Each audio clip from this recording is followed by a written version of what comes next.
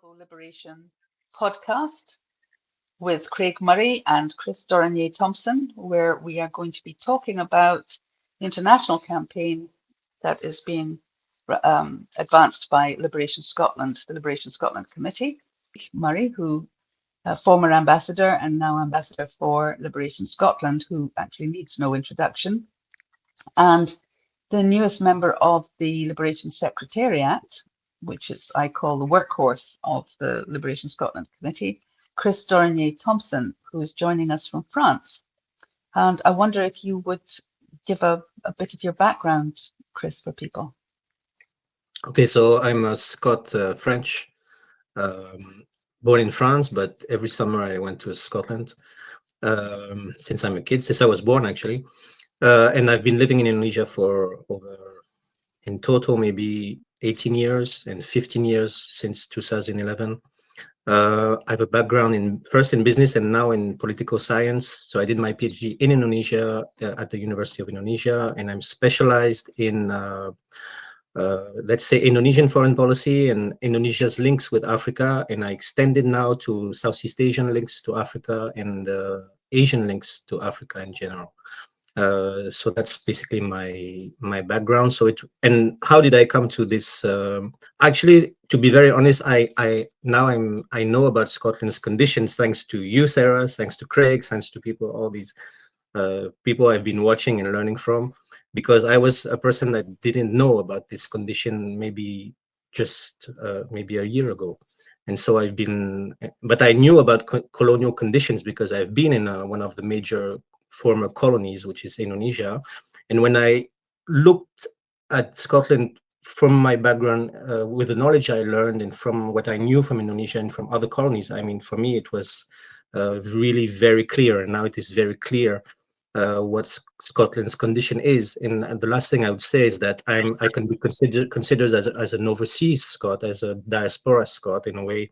And I think I think modestly, people like me are an important target also for the campaign, because once people like me understand what's been happening in Scotland, I mean, I'm shocked, and I'm still shocked. So that's it basically. Well, thank you. I have to say that's something we've talked about in both Salvo, where we do have a diaspora hub, and in the Liberation Scotland Committee. And something that comes back to Professor Baird's thesis in Dunhorton, where he explains that Scots have lost about 4.2 million people, the highest proportion of outward immigration of Europe.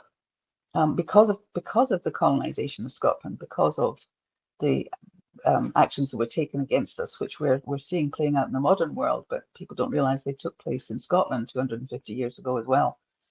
So and before that, so it's wonderful to begin to bring that perspective in, and thank you very much for being here.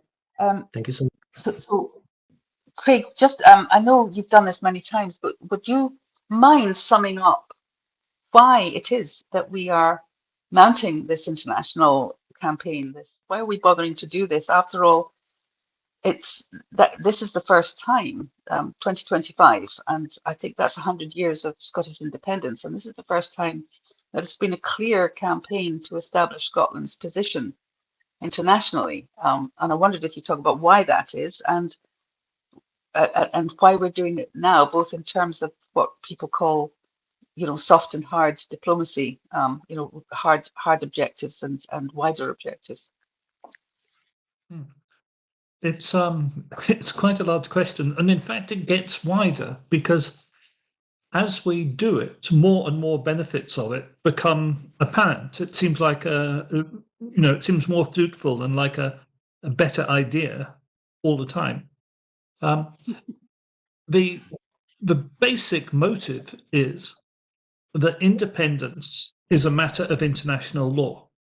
Independence is a state that you achieve in relation to other states, and you are independent if other states recognize you as independent. If other states don't recognize you as independent, you haven't actually achieved independence, whatever your domestic situation. And similarly, if other states do recognise you as independent, it makes no difference whatsoever what Westminster says. You are independent if the United Nations recognises you as independent, whether Westminster recognises you or not. And the particular angle we are working on came out of this recognition that there are routes through the United Nations, particularly once you accept that Scotland's position is as a colony.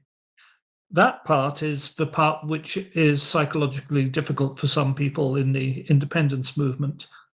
It's very strange because nobody has any difficulty whatsoever in accepting that Ireland was a colony. Nobody will argue with you if you tell them Ireland was a colony. Ireland's position was exactly analogous to that of Scotland. It had a treaty of union. It had Irish people owning slaves in colonies abroad. It had the Irish elite fully co-opted into the colonial project. It had massive amounts of Irish people serving in the British Army. All the things people say make Scotland not a colony. They don't somehow see Ireland as not being a colony because of exactly the same reasons. And that's because, of course, Ireland has escaped. And once you've escaped, your former position becomes clearer. And we still, of course, suffer the effects of colonial deprivation, not only in our lack of control over our own fiscal policy, monetary policy, defence policy, foreign policy, but also in our massive exploitation and expropriation of our trade, which Alf is very good on, the fact that nearly all our trade has to come in at great cost through England, and that nearly all our exports go out at great cost through England. We are controlled, and we are milked. We suffer brain drain. So well, once you have that perception, it becomes fairly clear that the UN Decolonisation Committee is a place to take your case. And the advantages of that is if you can get listed by the Decolonisation Committee and then the General Assembly as a non-self-governing territory, then you are automatically on a route to independence which cannot be vetoed at the Security Council. But that's, if you like, the technical part of the process. The other part of it is it gives you the opportunity to introduce the idea of Scottish independence to extremely senior diplomats.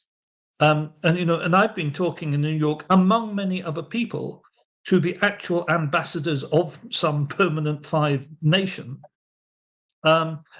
You get to introduce the idea of Scottish independence to extremely senior people who've never thought about it before. It's just never crossed their horizon. No one's ever told them about it. They actually don't realise how likely it is. I've spoken to so many diplomats at the United Nations who had no idea there is now majority support for independence in Scotland consistently, who had no idea that the vast majority of young people in Scotland support independence, who knew nothing whatsoever about Scotland's economic status, about the history of Scotland and how it became a colony. You're introducing new concepts into the international community, and whatever the actual route by which we achieve independence, we will need the support of these people at the United Nations ultimately. So getting started on this is very important. And finally, I'm sorry, this has been a long answer, but just one final point. It also has led us into this question of the diaspora, which we weren't really thinking about before. And when you think about it, the nationalist movement in Ireland, support for them from the diaspora, including financial support, but political support, in fact, essential political support in places like the United States, was absolutely vital to the nationalist cause in Ireland. And we, other than shortbread and tartan type cultural events with no political angle, there's been no attempt really to motivate the Scottish diaspora. And in fact, that's what Alf Beard is now doing in America. He's going on to various diaspora events in different states of the United States, where there are all kinds of events. Like I was astonished to discover that we've discovered at least 20 different Highland games held in the United States, and that's only the tip of the iceberg. I think there are probably quite a lot more of those. These are all places we can carry the message, and I'm sorry, maybe it's because it's my birthday and I'm feeling ebullient, but I keep thinking of more things to. I keep thinking of more things to say, and I want to tell this story. A great friend of mine and a great nationalist named Donny Blair, who some people may know, used to be in charge of Eastern Europe for Diageo. He and I were both based in Warsaw at the same time when I was at the British Embassy there.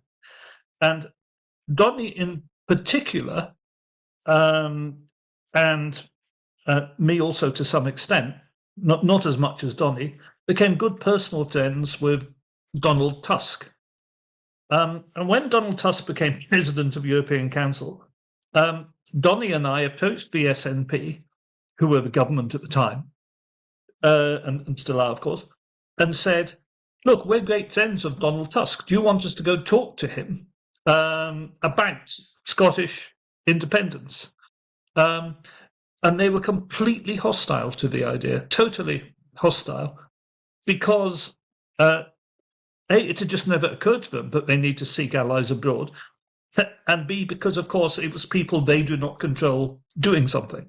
And the appalling failure, why is it us and Alf Beard and people doing this work? Why are the people who are paid hundreds of thousands of pounds into their pocket to represent us not ever doing any of this? Why are we starting from scratch now in speaking to ambassadors and extremely senior people around the world about Scottish independence? Because the door is open. I keep saying this is my final thing I want to say. I'm not normally this voluble, but the one thing I want to get over to everyone is I have met resistance from nobody. Absolutely not one person among the scores of foreign diplomats and more than scores, the even larger number of representatives of foreign NGOs campaigning for the self-determination of people. Not one person has been opposed to Scottish independence. I have not had pushback from anybody.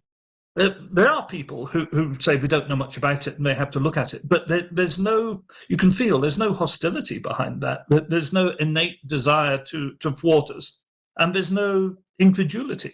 There's no lack of belief in Scottish right of self-determination. The international arena is where we have to win. And it's extremely fertile ground. We should have been doing this a long while ago. And the people who are paid to represent us should be doing it, and they're not. Okay, thank you. That's my large piece. That was actually wonderful, Craig. It covered an awful lot that I was going to ask you later on. So, and just to pick up on your last point, the question and answer session at the end of our event in Geneva on the 18th of September actually reflects, which is about to go up in the next couple of days, finally, actually reflects exactly what you're saying, because we heard representatives of other communities looking for self-determination and those who have already obtained them, so such as from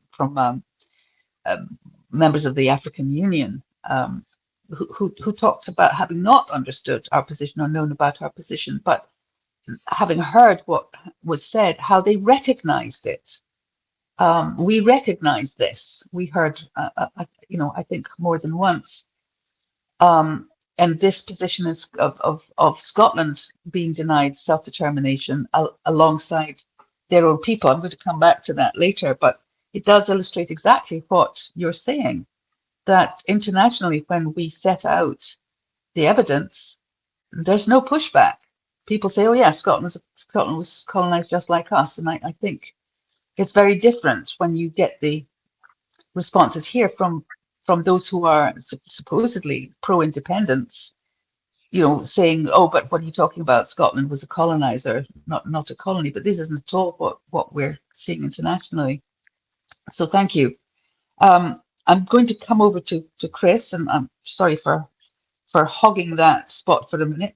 Um, I was wondering, Chris, if you could talk a little bit about how how important it is, which really leads from what I was just saying, actually, how important it is for Scots at home to see themselves as they are, as you know, to see the realities of being colonized and what that means in terms of roots to self-determination and also self-identity and our position in the world. And if you'd like to say a little bit about the new blog that is coming to try to help us address that, that would be great as well.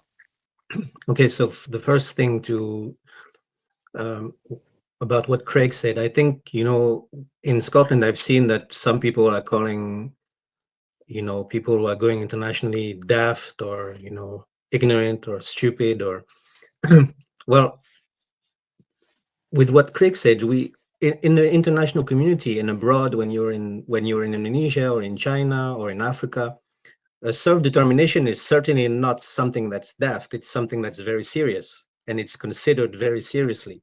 So I've talked to friends who are, scholars or politicians or people like that in Africa or in Indonesia or in Asia. When you talk about those subjects, they consider it very, very seriously, and they tell you it is your right to seek your independence, even if we support it or we don't support it. It is your absolute right to seek independence and self-determination. This is how we got independent ourselves. So this is the first point. And then Scottish people must understand that they're not controlling what belongs to them. So if they're not controlling what belongs to them, if they're not controlling their story, I mean, I one of the issues that brought me to campaigning for this and being involved in trying to get Scotland independent is that I was in Indonesia for a long time and I was being called English, you know, so officially. So the Indonesian embassy is called Inggris, and Inggris comes from the Portuguese Ingles, so it means English. And this is the official name on the gov.uk website and on all papers in Indonesia, that we are called officially English. And so I started working on that, and I asked officially the embassy, etc. We asked them officially with a professor from Oxford, who is a major figure in Indonesian history. We asked the embassy to change its name and use the proper term. Call us, even at the time I was not conscious of everything, but at least call us British if we are if Britain really exists. And the ambassador campaigned and lobbied to keep calling Scottish people, Welsh people, and Irish people English. So this is something that shocked me, and this is a proof. And I can tell you that I talked um, to representatives in Indonesia of European countries and other countries, and they told me this is appalling. They told me that this is appalling. They know it's appalling, because I took the example as my father's French, and I said, okay, can you imagine if you used the term, you called French people abroad Breton, or you called them, I don't know, from some other part of France, and you said, yes, I would not last 2 minutes in my position. I would be sacked, because I was not respecting my people in their. So how come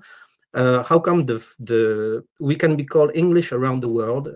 I made a study. It's around 3 billion people in countries representing 3 billion people. Scottish people are called English. So that's just one example to show that this is I know Liberation Scotland is doing a lot of things about colonial markers. This is a colonial marker. So once you understand that, you look at all the other issues. Why is Scotland not controlling its resources? Why, as Craig mentioned, why there's only once a year like a burnt night, or something about bagpipes, and something about why is all the whole Scottish story not told to the world? Why, when I look for books in French, for example, on Scottish history or French Scottish relations, or why is there almost nothing today? Why? And when you go to the tourism section in a French bookstore, you find a lot of books about Scotland. And when you talk to the bookstore, they tell you, yeah, people are very interested in Scotland. People want to go to Scotland. Scotland tourism is huge. And I say, but why don't you have anything about Scottish history? Why don't you have books in?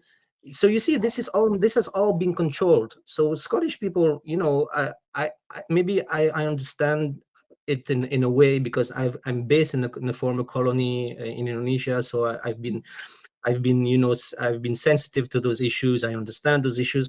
And as Craig said, when Scottish people must also understand, when you talk to someone in Indonesia or in Africa or in South America, and you present the facts that Craig has been doing at the UN, like you, Sarah, have been doing, when you present those facts, when you show them that Scotland has no control of anything, basically, that its universities are colonized, that his police force is colonized, that its legal system is there, but it still depends on London, etc. You present those facts to people, and they understand. They know immediately.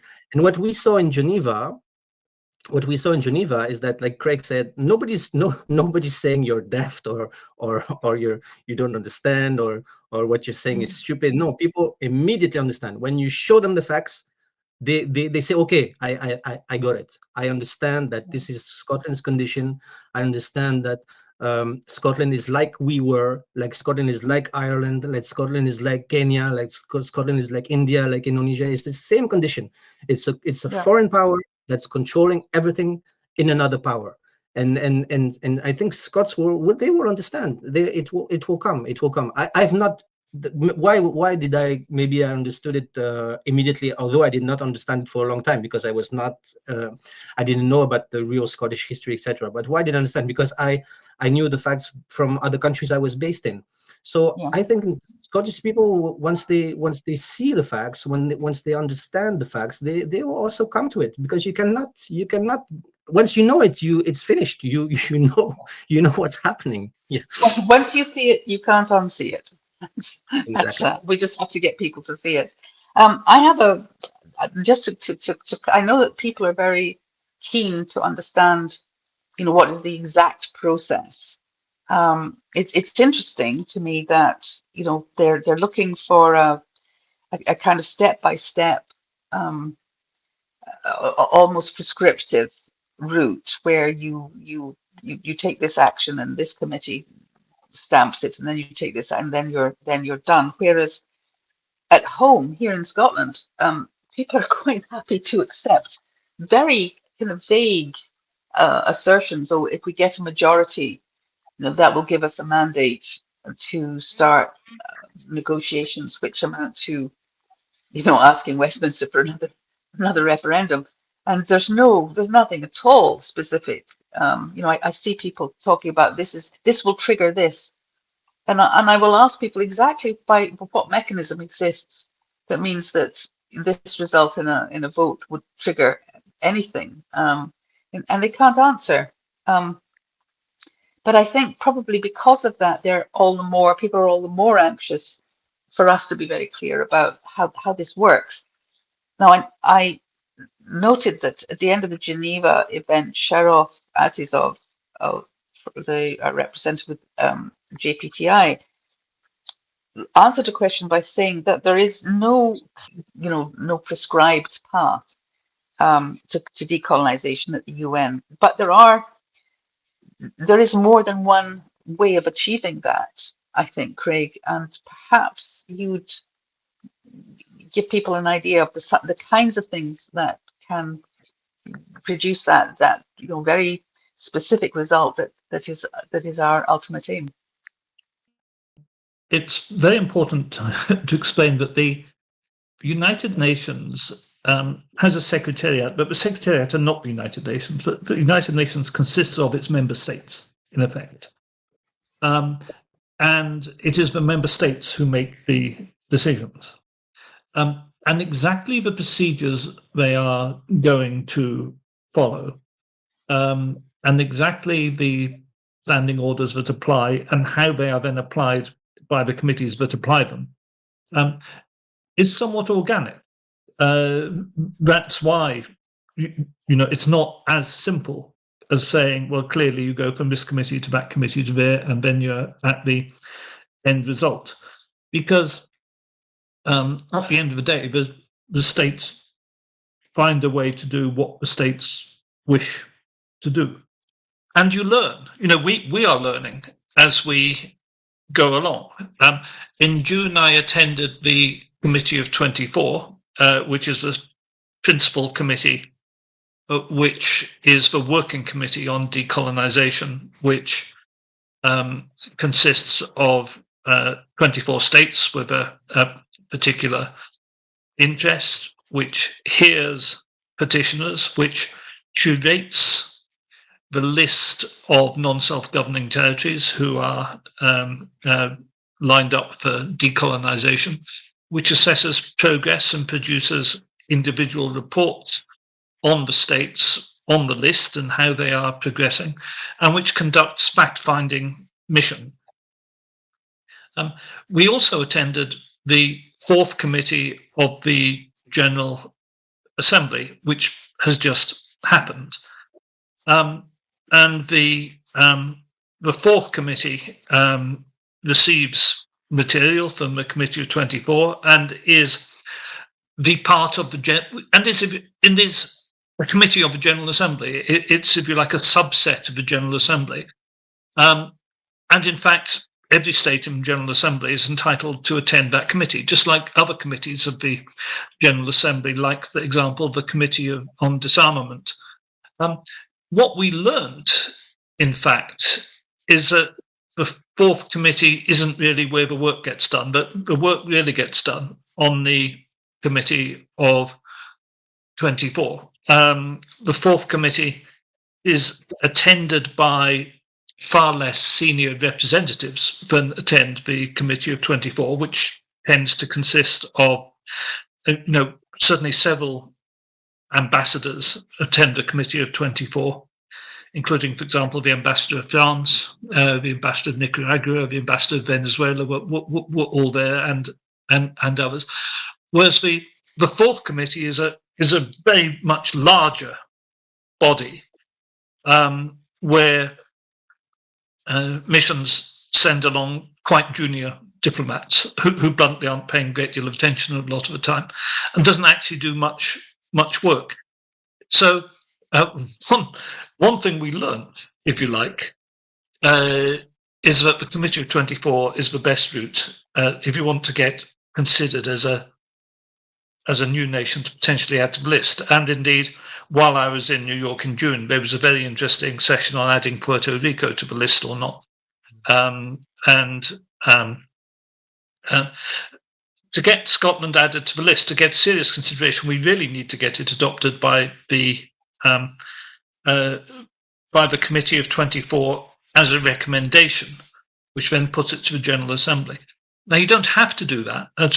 We talked about it being organic and different routes. You can get any member state to try and put it forward to the General Assembly, but that's almost certainly not going to succeed. A recommendation from a Committee of 24 is much more likely to succeed and is the best route. You probably could go for a recommendation from a fourth committee instead, but that's almost certainly not going to be possible because, as I say, that's not really a deliberative body. Now, all of this you can't really work out until you're in there. And that's where we have to ask people for a bit of patience as we clarify how the politics of it work, who the different players are, who you have to get to do what, and how you work within structures. And you can't do that except by doing it. And I've had substantial experience as a British diplomat working within the United Nations, but not on decolonisation, not on these particular structures. So I do understand it can be difficult for people to grasp that it's not simply a matter of Googling or asking AI, asking ChatGPT, how do you get listed, and then coming up with what it says on some standing order somewhere.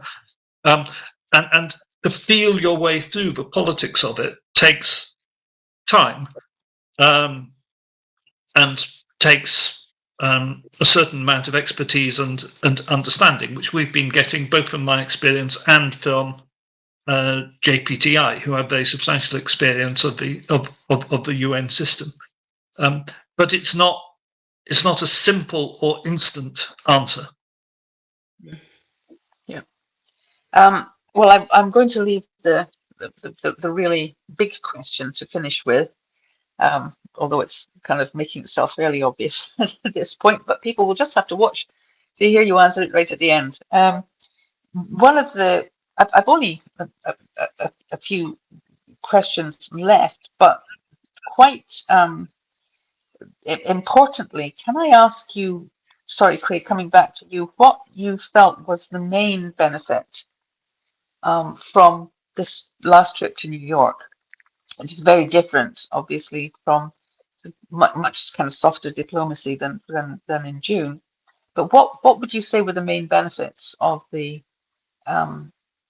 you and Alf and Matilda and from JPTI and Cheryl from JPTI all made petitions on behalf of listed colonies, including French Polynesia, New Caledonia, and Western Sahara.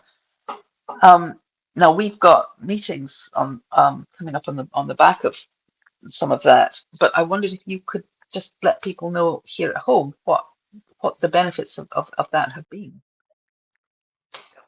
Well, I think the most important single benefit is that we have established that we understand the decolonization process, that we are genuinely interested in decolonization, and we are not only people. We're not people who are only interested in our own case. We're not there purely from a selfish motive of pushing Scottish independence. We also want to help the other colonies along with us and be part of the general decolonization process. That establishes our bona fides. And if we want the Committee of 24 to adopt us, they have to assist, because they consist primarily of liberation countries with a genuine interest in the decolonization process. They have to see that we have the same interests, that we are not just trying to use them or exploit them to our own purpose. And I think that I'm sure that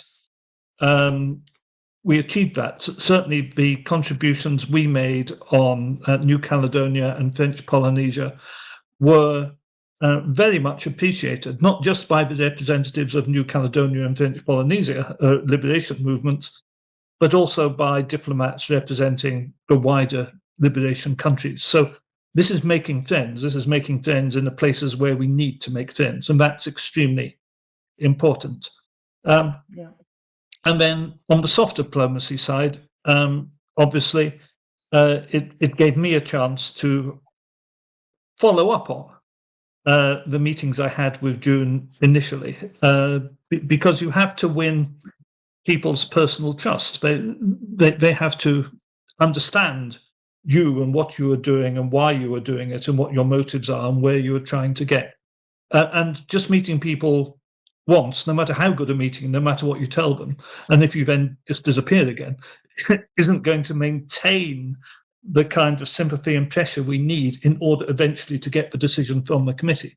So we have to work towards that. You can't just suddenly, and if tomorrow we were to bounce the C24 committee into saying, here's a paper, Scotland, put it on the list or not, you have to vote now, we'd probably lose. You have to get to the stage where you know you're going to win before the paper hits the committee.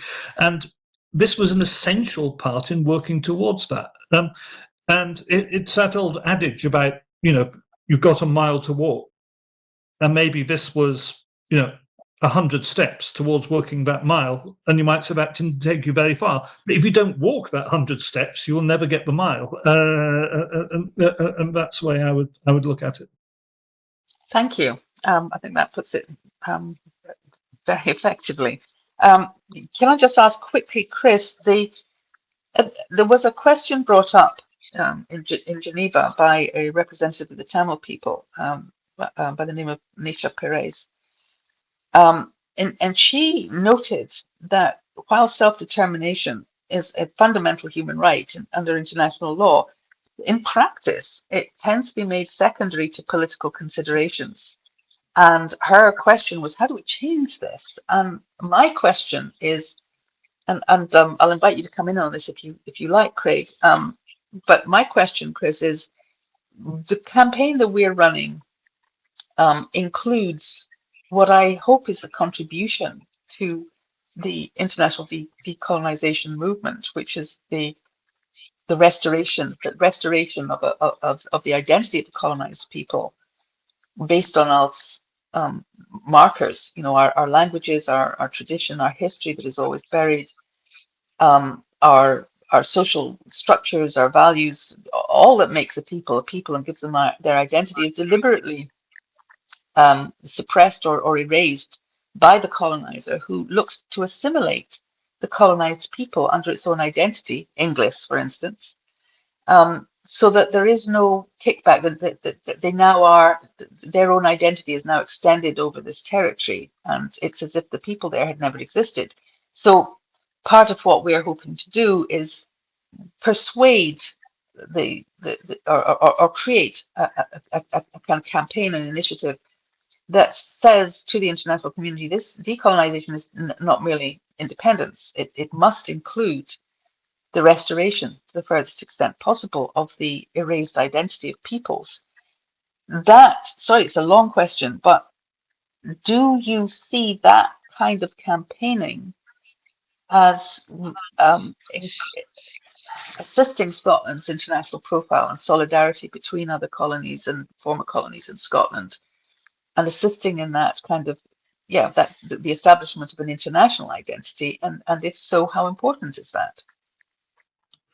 Yeah, so so you talked for example, about New Caledonia or French Polynesia. So if we look at New Caledonia, the biggest issue has been about Kanak identity, right? So basically, their land was taken. They were parked in communities. They created the concept of tribes. The resources were taken. In French Polynesia, it's the same. The people were taken out of their islands to do nuclear tests. So all these things,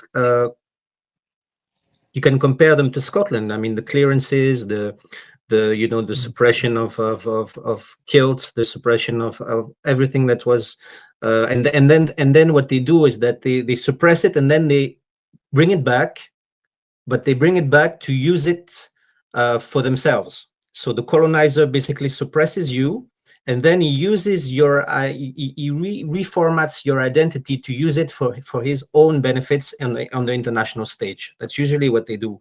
So, for example, now in those overseas, what we consider overseas territories, in all these, for example, those 17 listed colonies, we can call them colonies, the non-state, non-independent countries, non-autonomous countries.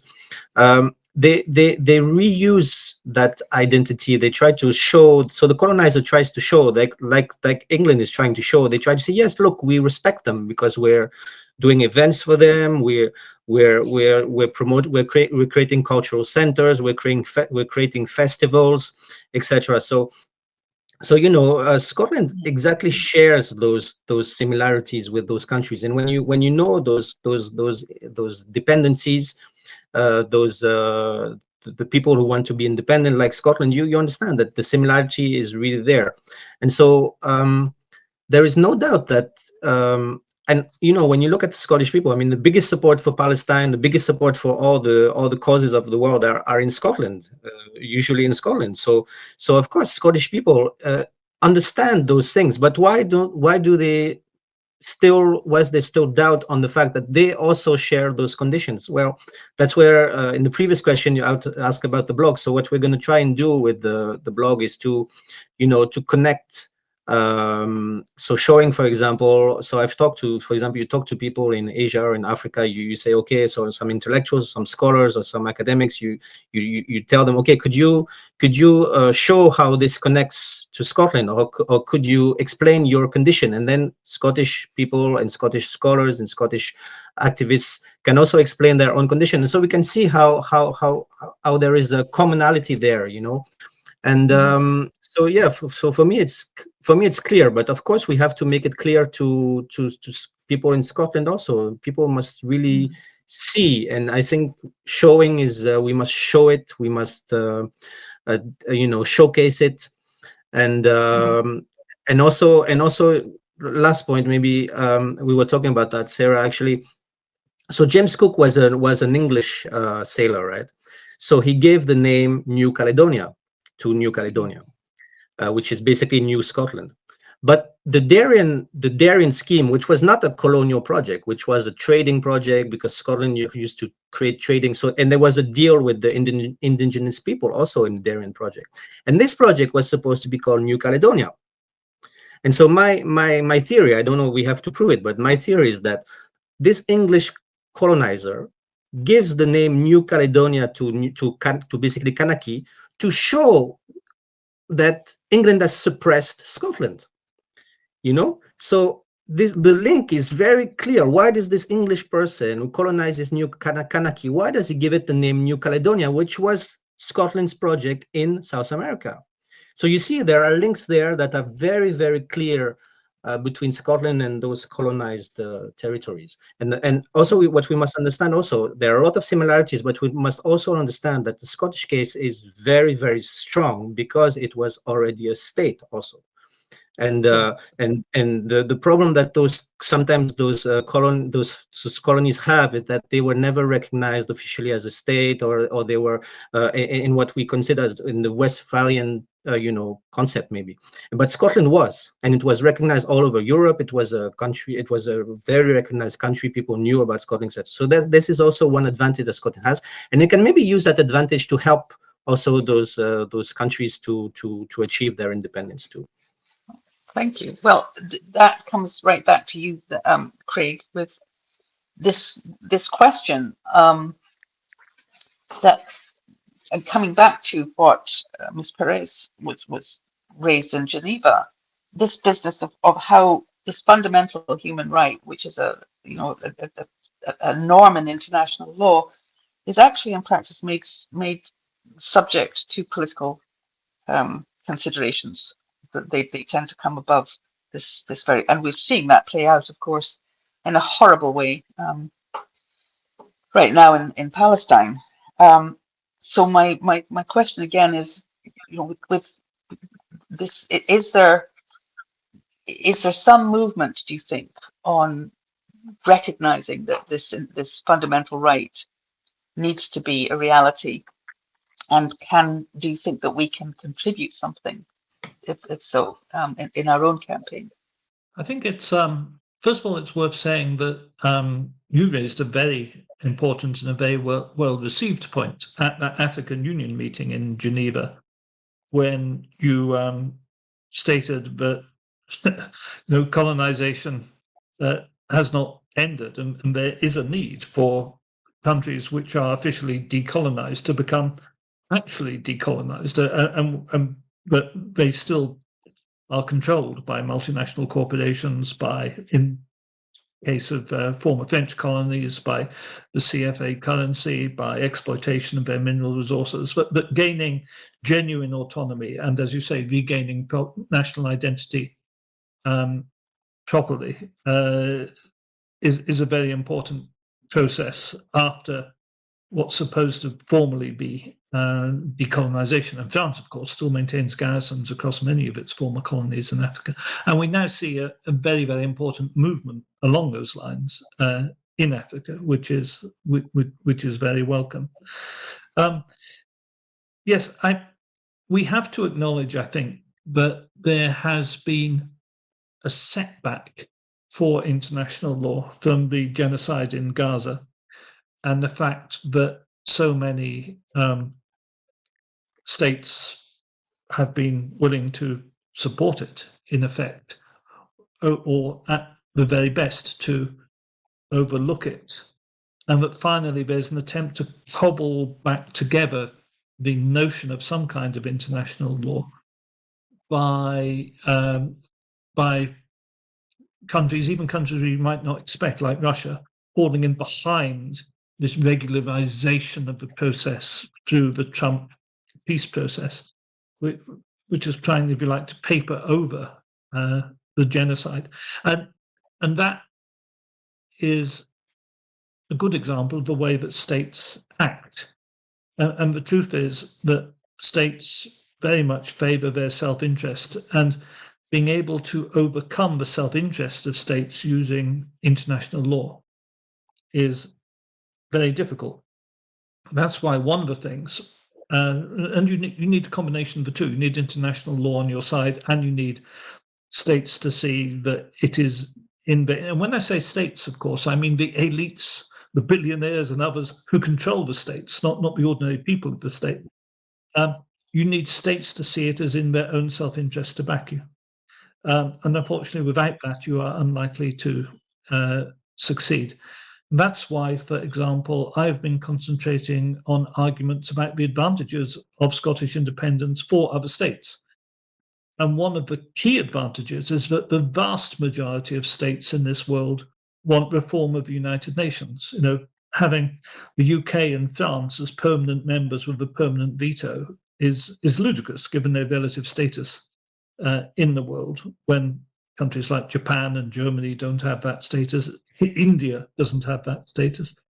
And no African country has that status.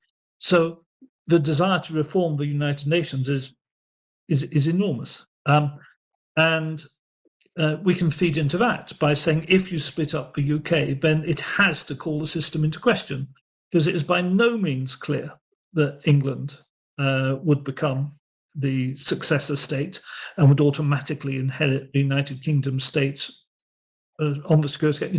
Nobody in their right mind would put England as a permanent 5-member with a veto on the Security Council. Why? It makes no sense. And there are hundreds of ways to attack any claim by the UK to be the sole successor state of all the right of England to be the sole successor state of all the rights of the UK.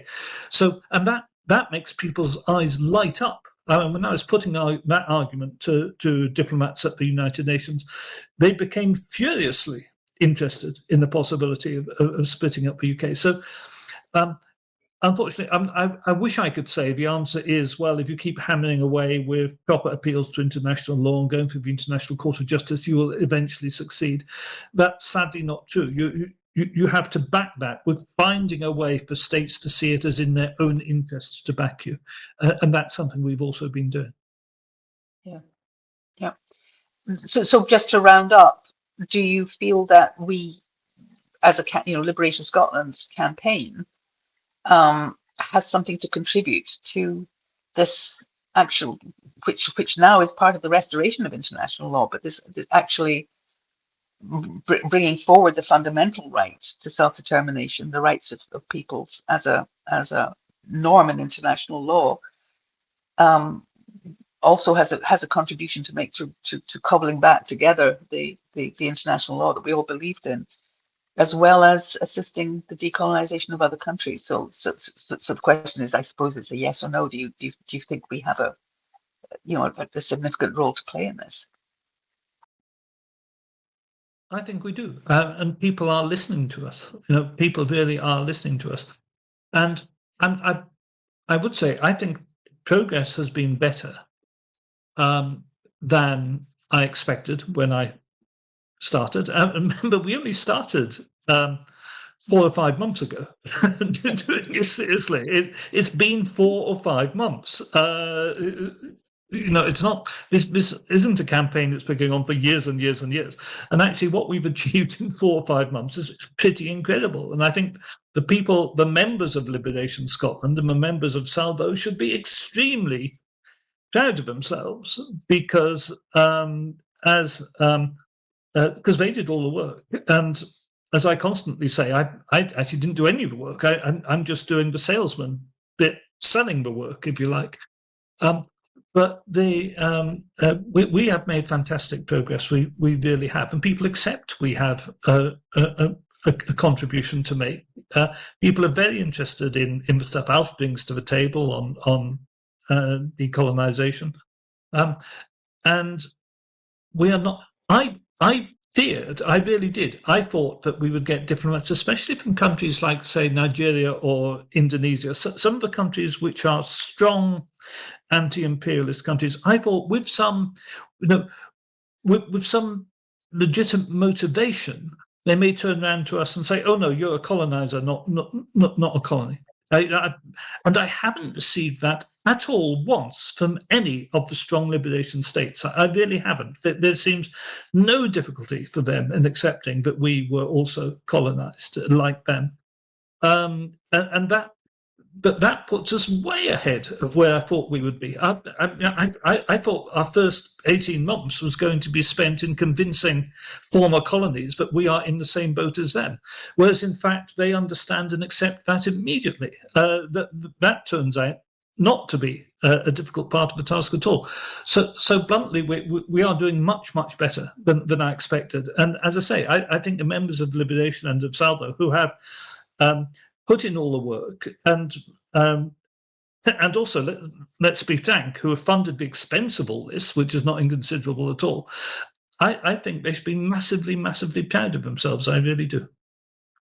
Oh, thank you. I'm delighted that you have said that, because I'm sure that will bring a smile to many faces when they see this. And I absolutely back that. I think that we've had incredible help and support and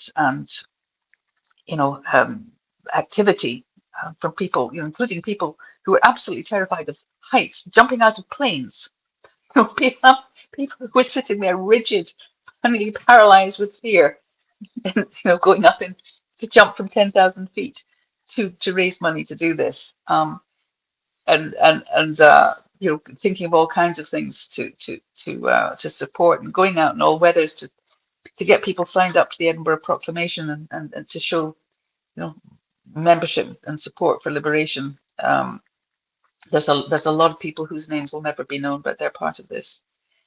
So I guess we better wrap up. I still have so much I'd like to ask you both, but we're running quite long. So I'm going to ask two questions from both of you, just for a quick answer, if you can. At this point, what should the Scottish Executive, what people refer to as the Scottish Government, though of course it's the executive arm of Westminster in Scotland, what should the Scottish Executive or Scottish Government be doing now at this point? Okay. In your opinion, I'll start with you, Chris, just very quickly. What would you, with your experience of intergovernmental politics, what would you say that the Scottish Government should be doing?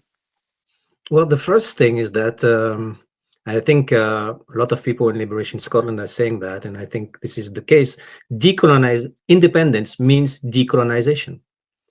So that's I think this is the first point. So if you want to be independent, you have to be decolonized, and so decolonization happens at the UN. So and the second thing is look at how other countries became independent. So other countries became independent by mostly going to the UN. And so I don't think the Scottish executive should reinvent the wheel, or should, you just have to follow and respect what other countries have done to gain independence.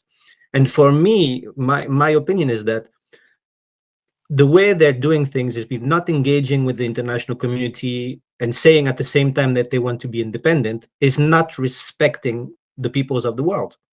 Because respecting the peoples of the world means respecting the way they became independent and the way they liberated themselves.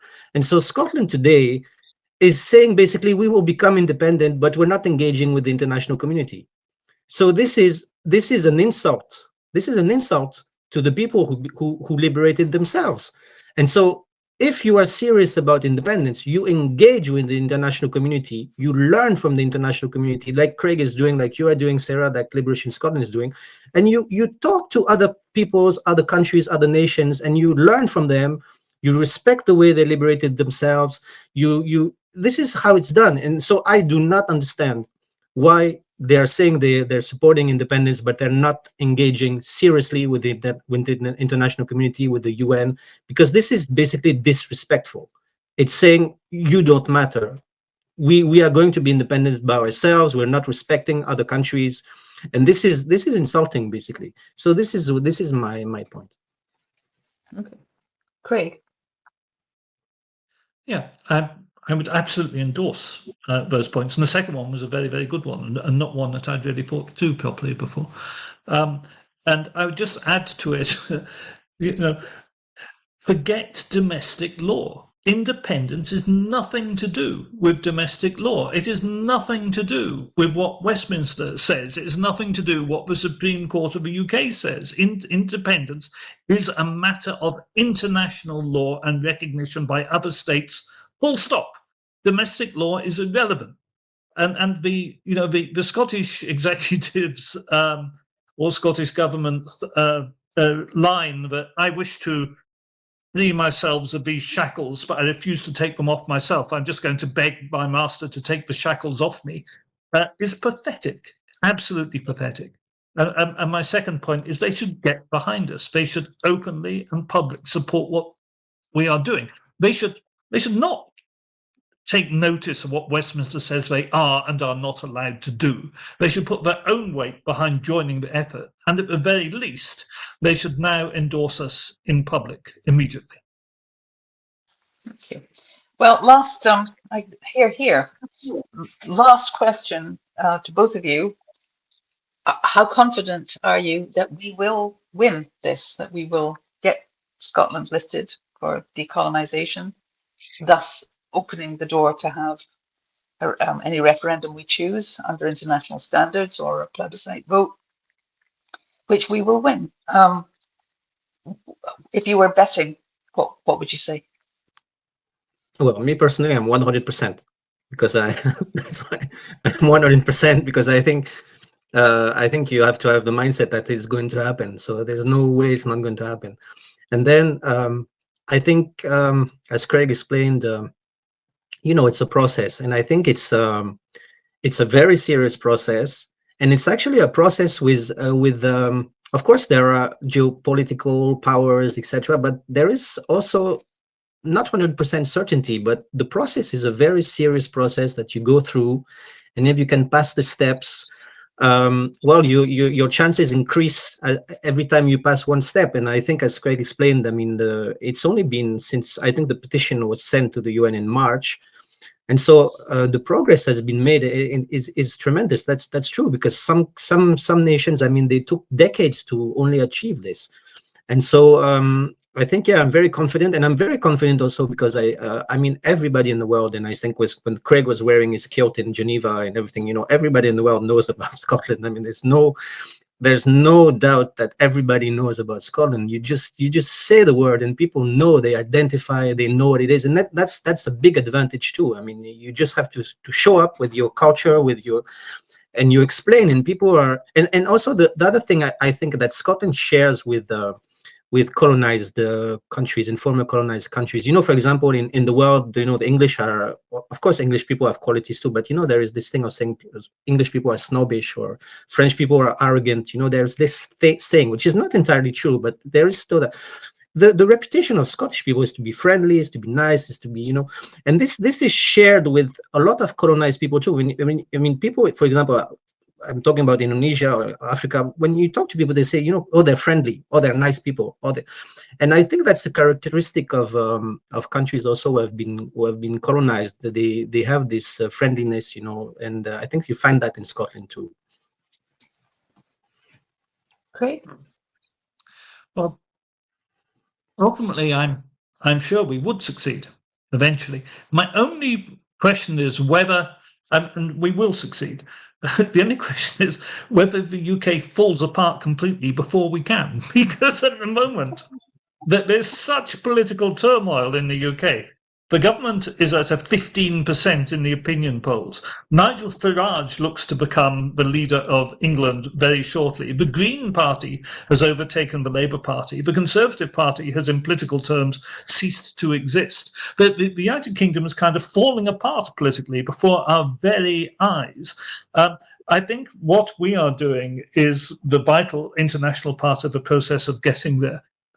We may be overtaken by events. It would be that the UK simply disintegrates in the next 12 months before we've actually even got everything in line yet at the UK, at the UN. So that's the only thing that can stop us. We will ultimately succeed at the UN. But as I say, whether we succeed in the UN before the UK falls apart of its own volition is my only doubt. Well, there's now there's some thoughts. So keep one eye on the UN and the other eye on what's happening here at home in the UK falling apart, and we'll just have to hope we get there first. So we've kind of got a deadline here, really. Listen, thank you both very much indeed. It was really helpful. I'm sorry we couldn't do this live, so that we could have had, questions we could answer at the end. But I hope we've covered most of what people really are interested in. And thank you very much for taking the time and being so extremely informative and interesting. And I will repeat, Craig, apart from the message of the birthday messages that I've had to wish you a happy birthday, that while we may have designed the racing car to get to the UN between us, none of us are really Formula One drivers, but you are. So we couldn't be doing this without you. Thank you. It's very kind. And can I just suggest that we might want to do a follow-up if people want to send in questions or put questions in reply to this if they can when it's broadcast. We could maybe do a follow-up next week and answer any further questions people have. That would be great. Yes. Let's do that. And I'm not sure when Alf is going to be back, but if he's back from the circuit, doing the circuit of the Celtic societies in the USA, then possibly we can get hold of him as well.